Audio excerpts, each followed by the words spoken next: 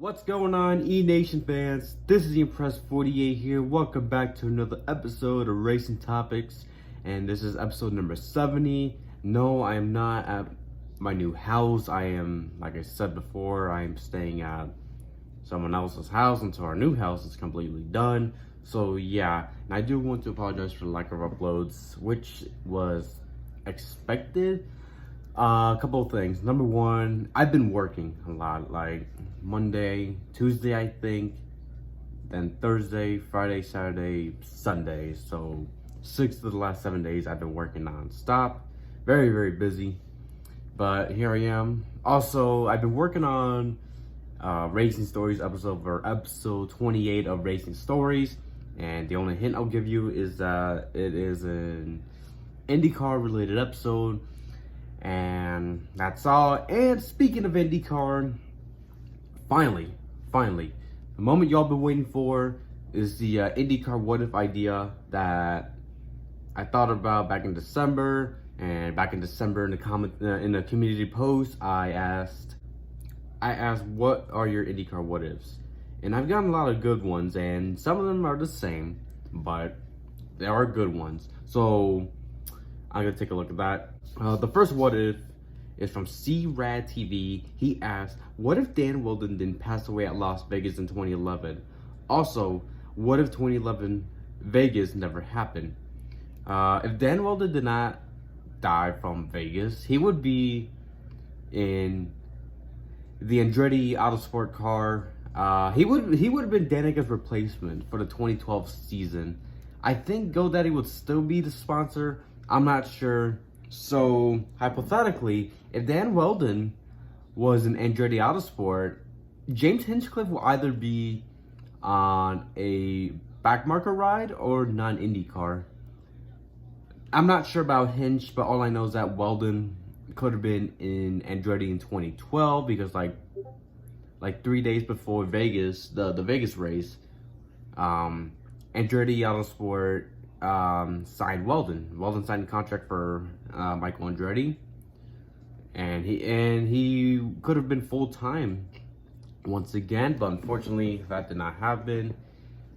And you know the rest of the history. And what would happen if Vegas never happened?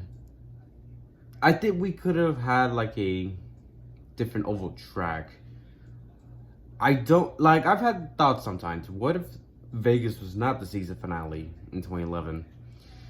I was thinking Auto Club, Homestead again, I don't know, but I kept thinking Auto Club, I don't know. But the real issue about that race was that it had 34 cars in the pack at a mile and a half track. And even way before 2011, let's just say 1996, even it was considered a dangerous track. It was too dangerous for them. Even back with the original configuration at Vegas, from what I heard or read before. So, yeah. What if Vegas never happened? I guess they could have raced at a different track at a season finale, and none of the issues would happen. The next question comes from John Vandeventer, the Motorsports Fan 22. He asked 3 questions. What if the split never happened? I think if the split never happened, I think we would still have IndyCar, but without karts or Indy Racing League or all that stuff. I think the ratings and viewerships and attendances would still be good. Like nothing bad happened, let's just say. That's what I assume. Man, these are good. That's all I can think of. What if Jared Hildebrand did not hit the wall coming out of turn 4 in 2011 Indianapolis 500? If Hildebrand backed off and did not try to get around Charlie Kimball by lifting, if Hildebrand lifted to avoid Charlie Kimball and not go way up high in turn 4, Hildebrand would be the 2011 Indianapolis 500 champion. Not only that, but it would be Panther Racing's first and only Indy 500 win, and that would be Panther Racing's last ever IndyCar win, because after 2013, Panther Racing shut down, and that's what I assume. that Hilderman would still have one career win. Panther Racing would have one Indy 500 win instead of having 4 straight second place finishes with 3 drivers. What if Sato waited until coming off of turn 2 to make his move in the 2012 Indy 500? If Sato was patient to get around Dario Franchitti at the last lap of the 2012 Indy 500, either A, Sato could have done a last lap pass to Dario, or B, we could have had a photo finish between Dario and Takuma Sato. Next question comes from NASCAR fan 93100. Did I get that right? He asked, oh wait, hang on. Also, these are 2 people asking the same questions. So NASCAR fan 93100 and Travis Glanton, the Tower Enthusiast, both of them asked, what if Danica Patrick won the Indianapolis 500? While Travis asked, what if the woman Danica Patrick won the Indy 500? If Danica won the Indy 500 back in 2005, I think the world, in the sports world, could have gone crazy. Like, the media would go nonstop about it. But in the IndyCar world, Danica will have 2 career IndyCar wins because she won at Motegi back in 2008, and this could have been like Rahal Letterman Racing's 2nd straight Indy 500 win, because back in 2004, Buddy Rice won the 2004 Indy 500, and if Danica won 2005, that could have been 2 in a row for Rahal Letterman. And Danica won 2 career wins, and I think her reputation as a race car driver would still be trash because of her NASCAR career, but people will be like, oh hey, she won the Indy 500, I believe. Next question comes from Yoshi Fan 961. He asked, what if Robert Wickins didn't crash at Pocono in 2018? If Robert Wickins did not have his crash back in Pocono 2018, Wickins would have been like winning races. I don't know about championship contender, but I know Wickins could have won like races, because back in 2018 there were races that Robert Wickins could have won. St. Petersburg, Phoenix. I think he finished 2nd at Toronto, I assume. If the Pocono crash never happened, I personally think Wickins would still be racing to this day and would have won races. And he would still be part of the Aero McLaren SP team, because I remember like back in 2019 there was Wickins' car in Aero livery, and I think they were like, hey, Robert Wickins comes back, his car will still be there. Nowadays, Robert Wickins, he did win a podium for like a Michelin Pilot Challenge at Daytona. I believe he's a mentor for the Aero McLaren IndyCar drivers, because he's still with the team. I think from what I heard that not only Wickins is going to do full-time in the IMSA Michelin Pilot Challenge, but I think if he recovers, I don't know why I heard this, but I remember hearing this somewhere, but if Wickins does 100% recover, I think Robert might do one more Indy 500 and that's it. That's all I remember. Probably just Kenny Brack the way he ended his career. Next question comes from Evan Nukula. He asked, what if things worked out better between IndyCar and Pocono Raceway? Oh, he has 2 questions. If IndyCar and Pocono worked out well, we would still see IndyCar racing at Pocono to this day. The problem with IndyCar racing at Pocono is just how the drivers are. They're way too aggressive when they're not supposed to be, and it ends up being and then we end up seeing terrible crashes. And it's sad that everybody focuses on that only, but nobody gives a crap when there's actual racing at Pocono, whether there's good racing, mediocre racing, or bad racing. Like, they don't have terrible crashes every single lap or every single race at Pocono. But in 2019, I know we had that horrible lap 1 crash, but ratings went up for Pocono that race, and attendances went up in 2019. But unfortunately, they didn't return ever since, so I don't know what gives. But if we still race at Pocono, I think we would still have, like, I think in 2021, ratings would go up higher. Attendance is probably the same. If they raced at Pocono in 2020, there would be no fans, because of COVID, of course. Or limited fans, who knows? Probably no fans. Evan asked another question. Also, what if Danica just stayed in IndyCar? If Danica stayed in IndyCar, I think Danica would, continue to have some more good finishes. I don't know if Danica would win another race. Maybe she'd be a contender at ovals because there were more ovals taken over during I guess the DW12 era. We were getting less ovals ever since. So I think Danica would still be a contender on ovals. That's about it. Next question comes from Eric Marchesini. He asked, "What if Dan Wheldon never died at Las Vegas 2011? Do you think we'll have as many ovals tracks today?"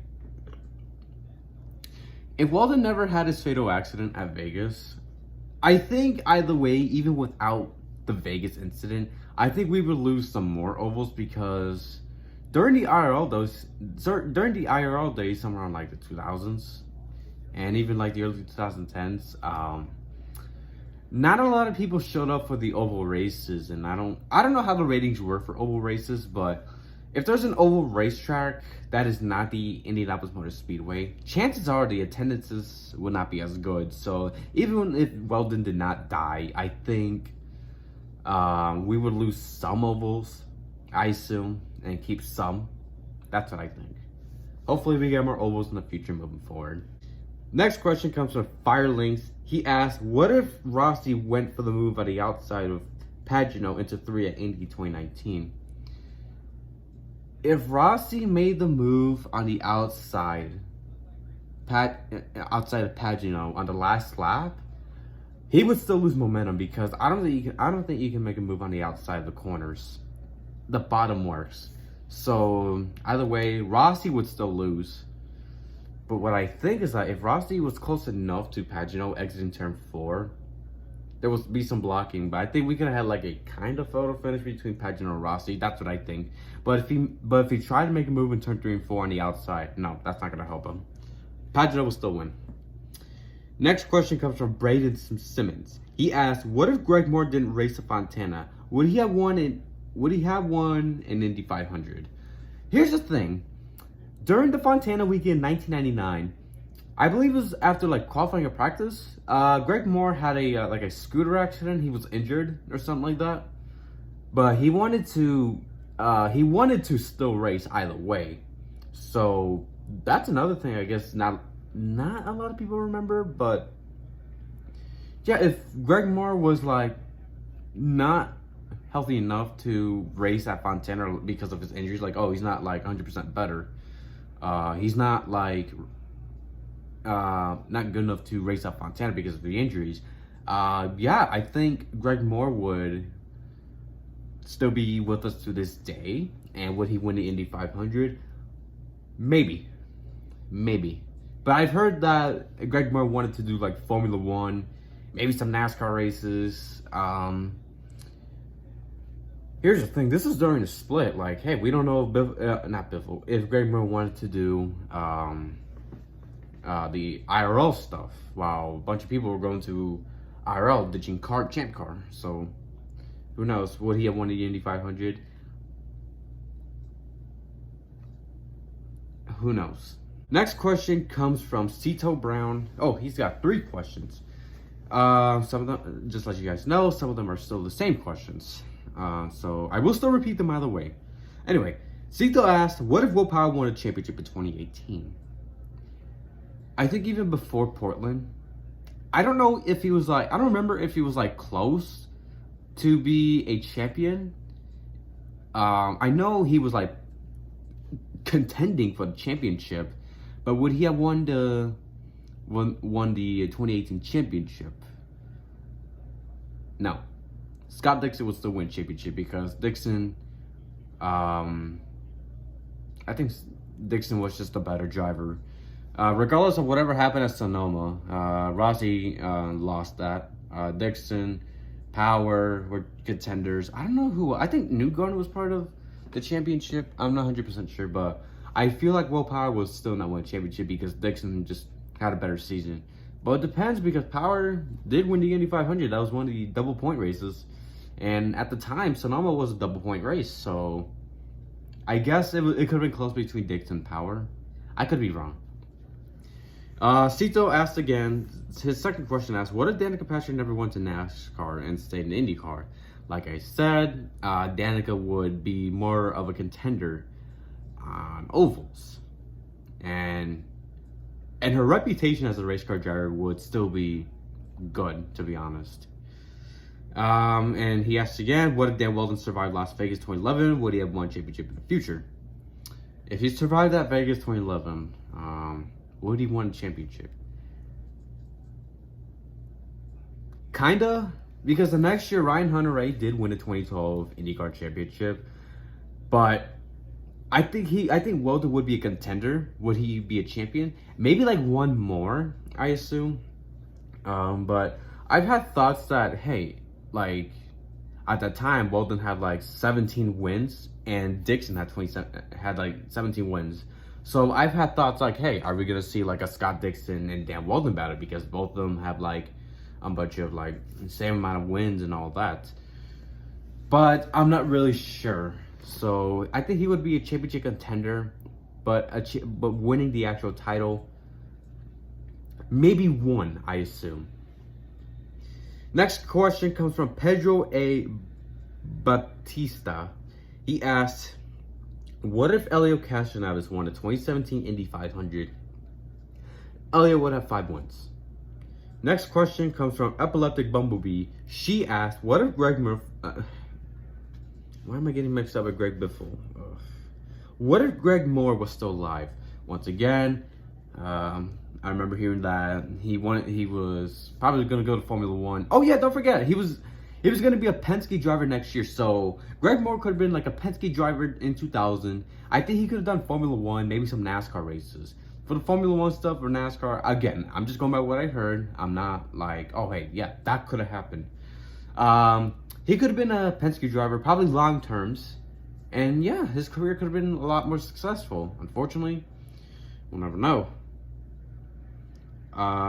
Next question comes from Logan Detwire. I'm sorry if I'm butchering these last names. He asked, what if Elio Castroneves won the 2014 Indy 500? Ooh, man. If he did not win 2017, and if he did win 2014, again, 5 Indy 500 wins. Now, next question comes from Brian Griffin, Family Guy, hashtag praying for Ukraine. He asked me 2 questions. What if Danica Patrick stayed in IndyCar? Once again, a contender on ovals, but mainly a contender at the Indy 500. Wait, hang on. Oh, wait, the other question was just about something off topic. She did win 1 race and could have won more. So yeah, that answers your question about Danica. 2 more questions to go. Next question comes from Henrique Palladino. He asked, what if CART/USAC split never happened? I think we wouldn't be at the mess they had by now. I think we would still have... I think USAC would probably still sanction the sport. Because remember, back in the day, USAC did sanction IndyCar, or Champ Car, whatever you want to call it. I just prefer call it IndyCar. And USAC IndyCar, honestly, it feels like real IndyCar back then. But the split stuff happened in like 81, or no, hang on, 79. I know there were issues back in 81, but I think like the split stuff started like in 79 when there was like kart races, USAC races, and there were more kart races moving forward. And yeah, these are very tough. And the next, but best for last, this is from the _JDog88. He asked, what if Jared Hildebrand didn't hit the wall in the last turn at Indy 2011? How would it have affected Dan Wheldon's career? Now that is the most interesting question of the what if series, of the what if video. If Hildebrand did not hit the wall at Indy, once again, Hildebrand would have one career win, which would be the 2011 Indy 500, and Panther Racing would finally win the Indy 500, and that would be the last ever IndyCar win. But how would that affect Dan Wheldon's career? Now that is, I don't know what to say. That is a very, very interesting question to think about. How would it affect Wheldon's career? I'm not sure. I think he could have just had like a one and done of 2011, and maybe he could have done some more races in 2012. Remember, he was doing like DW12 testing. He was testing a new car for 2012. I feel like because Danica was gonna leave IndyCar for NASCAR, I still think Wheldon will still be full time the next year either way. So how it's gonna affect him is that he's just gonna have the 2005 Indy 500 win when it comes to Indianapolis 500, and if Hildebrand won the 500, then Wheldon will probably win the Indy 500 in the future if Hildebrand won that race and if Wheldon was still alive, hypothetically.